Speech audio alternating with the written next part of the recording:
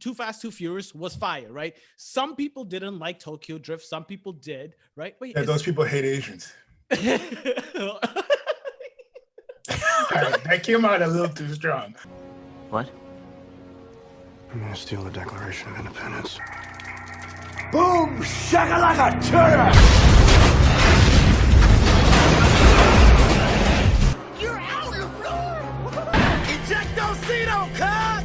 It worked! I love this part! Please! Come on! Goodbye, Benny. Ladies and gentlemen, welcome back to the Millennial Classics with yours truly, Swadik Mayanja Mamburi Makaya Mamburi. How you doing today? Doing good.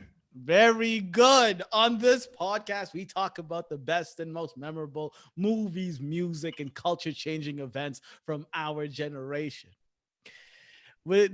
So we've done many movies that are part of a trilogy, that are part of a series, that are part of a franchise. But this is the first time we're double dipping and doing another movie from the same franchise. Mamburi, tell the folks at home, what movie are we doing and why is it a millennial classic? We're doing Fast Five. It's probably the movie in the franchise, the only one that can go toe to toe with Fast One in terms of how iconic it is, because it kind of changes the franchise. But it's such you just say Fast Five and people get where you come from. People understand it. It has it has an energy to it. All right, listen up. The men we're after are professional runners.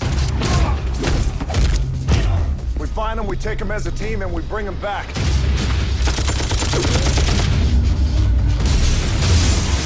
And above all else, we don't ever let them get into cars.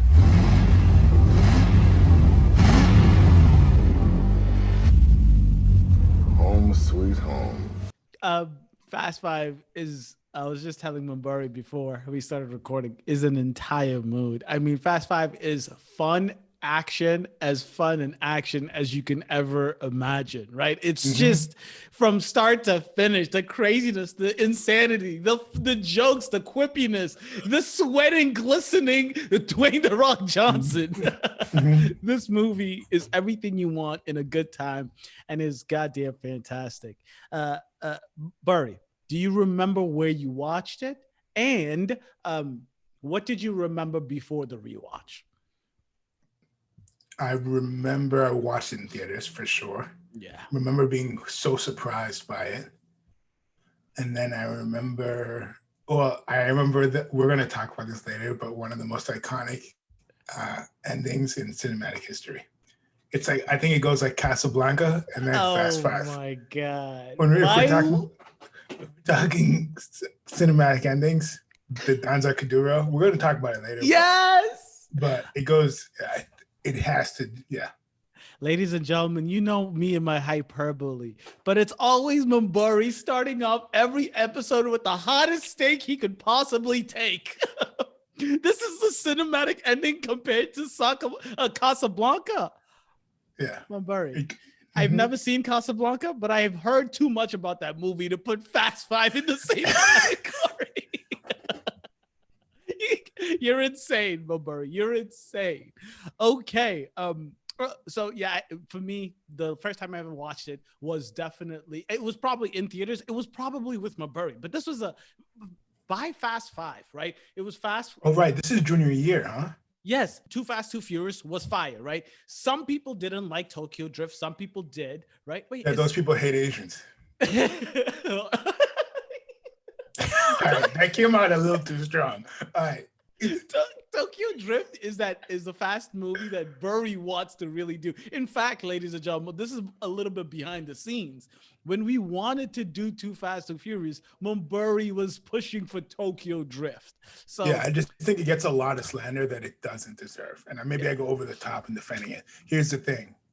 It has Lil Bow Wow. I mean, that makes it a millennial classic off the jump.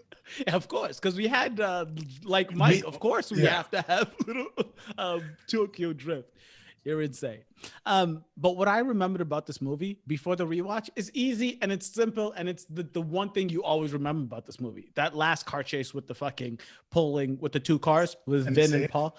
I mean, that's the, like, that is Fast Five. It's like action at its highest peak when it comes to a car chase. It's a beautiful, we'll get there when we talk about scenes. I guarantee it.